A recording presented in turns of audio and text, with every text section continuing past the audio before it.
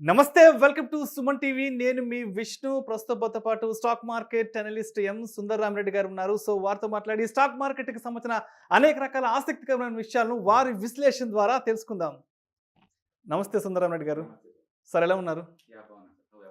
Yes, నేను బాగున్నాను sir. Sir, అయితే ఇన్వెస్ట్మెంట్స్కి సంబంధించి రకరకాల మార్గాలు ఉన్నాయి. కొంతమంది ఏమో స్టాక్ మార్కెట్లో ఇన్వెస్ట్మెంట్ అంటారు, మరి కొంతమంది ఏమో మ్యూచువల్ ఫండ్స్ అంటారు, మరి కొంతమంది ఏమో రియల్ ఎస్టేట్ అంటారు, ఇంకొంతమంది ఏమో గోల్డ్ అంటారు. అసలు ఏ ఇన్వెస్ట్మెంట్ ప్లాన్ అనేది బాగుంటుంది, దేంట్లో ఎక్కువ హై రిటర్న్స్ వచ్చే అవకాశం ఉందంటారు? రైట్. మనం రిటర్న్స్ గురించి మాట్లాడే ముందు రిస్క్ గురించి మాట్లాడాలండి. Yes. సో మీకు ఎక్కడైతే ఎక్స్పీరియన్స్ ఉందో ఎసెట్ బాగా తెలుసు, దాన్ని ఈజీగా మేనేజ్ చేయొచ్చు. For example, exactly. మనం టోటల్ మార్కెట్ కనుక రెండుగా డివైడ్ చేసుకోవచ్చు. డెట్ ఫండ్స్ అంటే రిస్క్ జీరో, రివార్డ్ కూడా చాలా తక్కువ వస్తుంది. ఫర్ ఎగ్జాంపుల్, బ్యాంక్లో డిపాజిట్ చేయండి, లేదా పోస్టల్ డిపాజిట్ చేయండి, లేదా డిబెంచర్స్లో పెట్టండి. అలా పెట్టడం వల్ల ఏంటంటే మీకు లిమిటెడ్ అమౌంట్ వస్తుంది. That is equivalent of the inflation అనమాట. ఇండియాలో ఇన్ఫ్లేషన్ 5 to 6% అలా రేంజ్ లో ఉంటుంది. 6% ఉంటుంది. బ్యాంక్ లో రేట్ ఆఫ్ రిటర్న్ ఇప్పుడు 4.5 ఉంది. అంటే మనం బ్యాంక్ లో ఇన్వెస్ట్ చేస్తున్నారు. అంటే ఇండియాలో ఈ సంవత్సరం వరకు ఇప్పటి వరకు 150 lakhs crore బ్యాంక్ లో డిపాజిట్ రూపంలో ఉన్నాయి. 150 lakhs crore రూపీస్ బ్యాంక్ లో డిపాజిట్ రూపంలో ఉన్నాయి.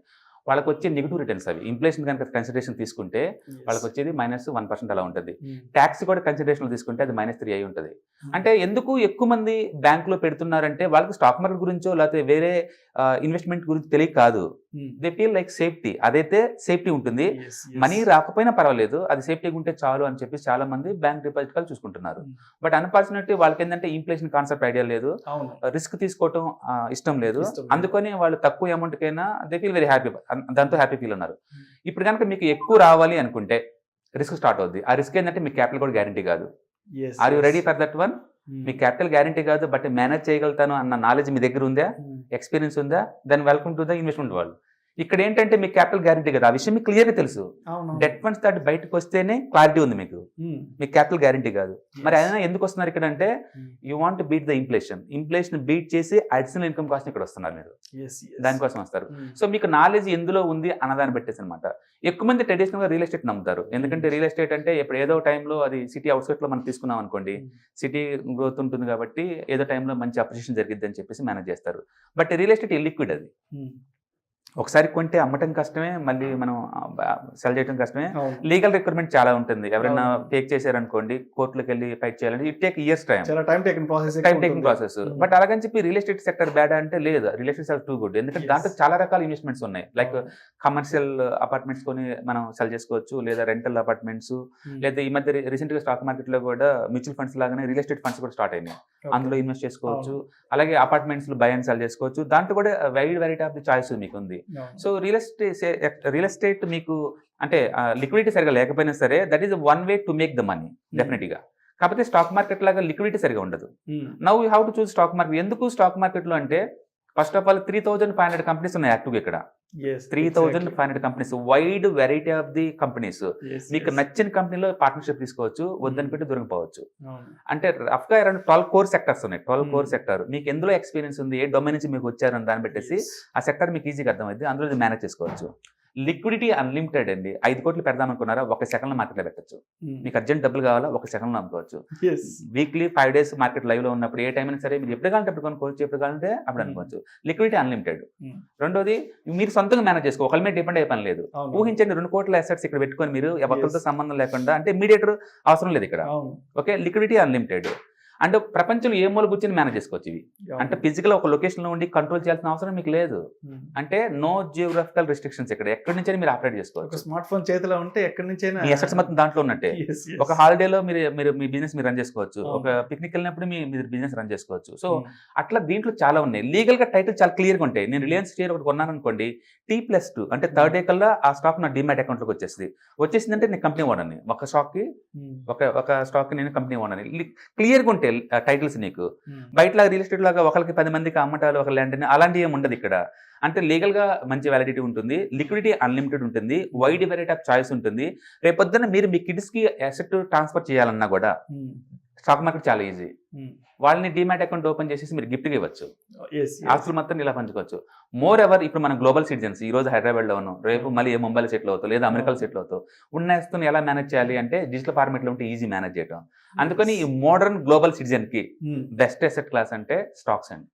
స్టాక్స్ కాకపోతే నీకు నాలెడ్జ్ ఉంది లేదా అన్నదాన్ని పెట్టేసి డైరెక్ట్ గా స్టాక్ మార్కెట్ లో మనం ఎంటర్ అవ్వచ్చా, లేదా ఇండైరెక్ట్ గా వయా విత్ మ్యూచువల్ ఫండ్స్ ద్వారా ఎంటర్ అవ్వచ్చా, లేదా ఈటీఎఫ్స్ ద్వారా ఎంటర్ అవ్వచ్చా అనేది మీ చాయిస్. అది ఓకే. మీకు కనుక కాంప్రహెన్సివ్ నాలెడ్జ్ స్టాక్ మార్కెట్ గురించి ఉంది అనుకుంటే డైరెక్ట్ గా మీరు స్టాక్ మార్కెట్ లో ఎంటర్ అయ్యి good quality stocks like Colgate Palmolive కావచ్చు, టీసీఎస్ కావచ్చు, ఇలా ఆల్రెడీ ప్రూవెన్ బిజినెస్ మోడల్ ఈ కాలేజ్ బ్లూ చిప్ కంపెనీస్, అందులో డైరెక్ట్ ఇన్వెస్ట్ చేసుకోవచ్చు.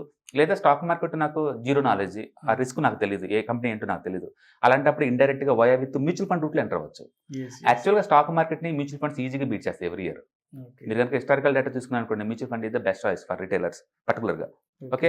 లేదా ఈటీఎఫ్స్ అయితే బెస్ట్. మంత్లీ ఇన్కమ్ కావాలనుకుంటున్నారా, ఈటీఎఫ్స్ బై చేసుకోవడం బెటర్ మీకు మంత్లీ ఇన్కమ్ లా కావాలనుకుంటే. అందుకని డెఫినెట్ గా డెట్ ఫండ్స్ తో కంపేర్ చేసుకున్నా, బ్యాంక్ డిపాజిట్స్ తో పోల్చుకున్నా, లేదా రియల్ ఎస్టేట్ తో పోల్చుకున్నా, okay, stock market is one of the best choice.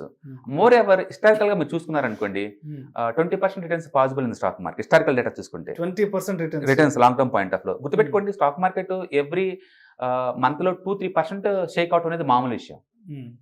Last week corona issue rise అయినప్పుడు అమెరికాలో 30% కేసు పెరిగింది అని చెప్పేసి 4% పడిపోయింది మార్కెట్, ఇండియన్ మార్కెట్ కూడా. ఓకే. సో మంత్లీ 2-3% అనేది మామూలు విషయం. అందుకే పోర్ట్ఫోలియో మైనస్ ఈజీగా 5-6% దాకా వెళ్ళిపోతూనే ఉంటాయి మైనస్ లోకి. మేము ప్రొఫెషనల్ మాలాంటివి కూడా పోర్ట్ఫోలియోస్ మైనస్ వెళ్ళిపోతాయి ఆ టైంలో. ఓకే, మేము హెడ్జింగ్కి వెళ్ళిపోతాం అంతే ఆ టైంలో. అట్లాగే ఇయర్లీ 20% మార్కెట్ షేక్ అవటం మామూలు విషయం. డెకేడ్ కి 50% డిస్కౌంట్ రావడం అనేది మామూలు విషయం.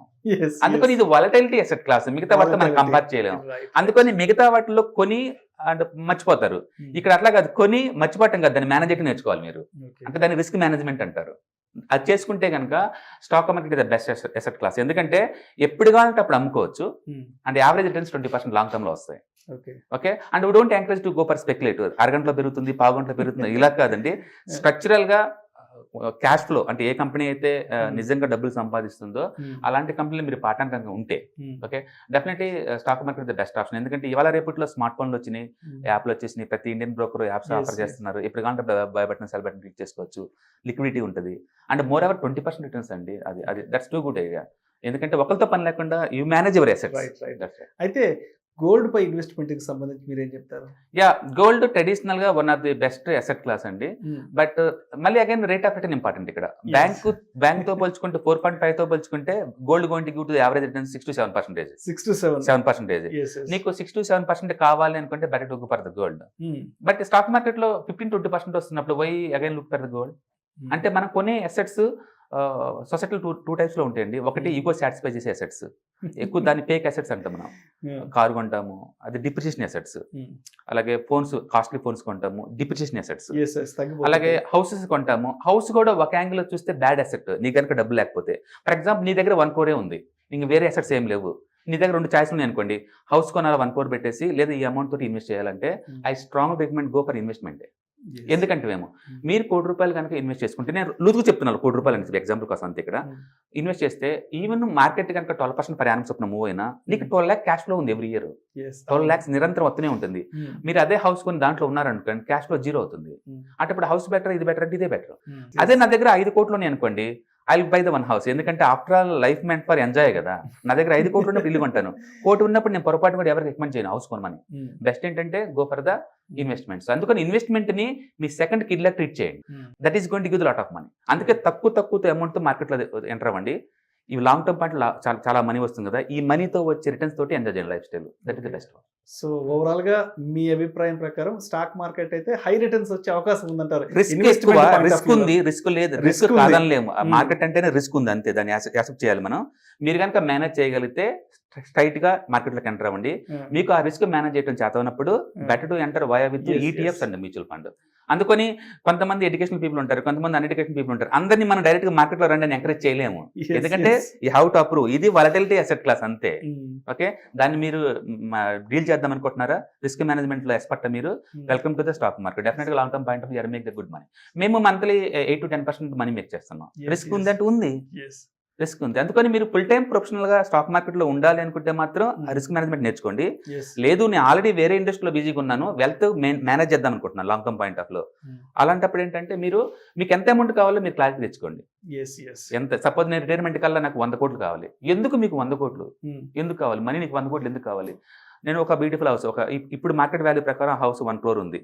నేను 20 years తర్వాత నాకు మనీ రాదు. ఇప్పుడు ఈ అమౌంట్ ప్లస్ ఇన్ఫ్లేషన్ 5% లెక్కేసుకోండి. అప్పటికల్లా ఎంత హౌస్ ఏదో లెక్కేయండి. దానికి అది రిటైర్మెంట్ ఫండ్ ఏమైనా కావాలా దానికి లెక్కేసుకోండి. మీ కిడ్ మంచి యూనివర్సిటీలో చదవాలనుకుంటున్నాడా దానికి, అట్లా నీ డ్రీమ్స్ మీ ఫ్యూచర్ ఎలా ఉందో మొత్తం లెక్కేసుకొని ఎంత అమౌంట్ మీకు కావాలో క్లారిటీగా పేపర్ మీద పెట్టుకోండి. తప్పేం లేదు.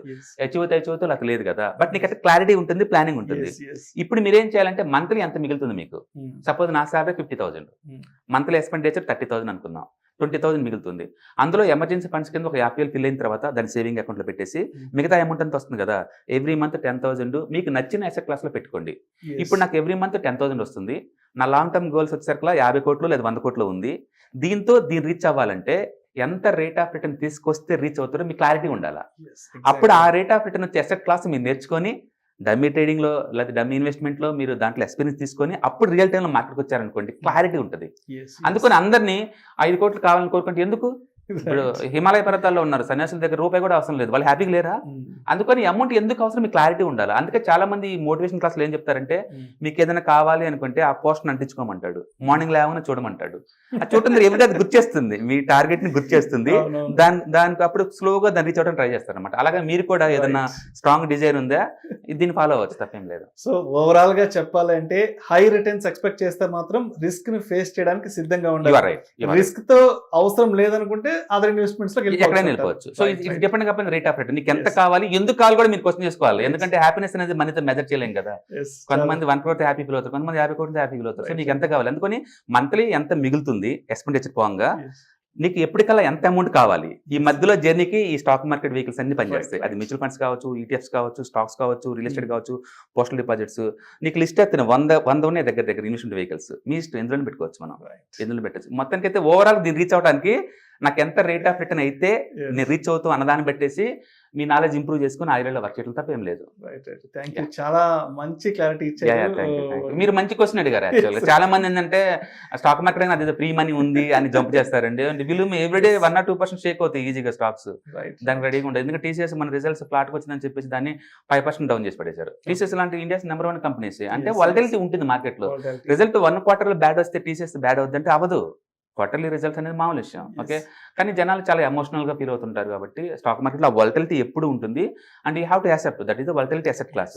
బట్ బాగా మేనేజ్ చేయగలిగితే, నువ్వు రిస్క్ మేనేజ్మెంట్ చేయగలిగితే 20-30% అచీవ్.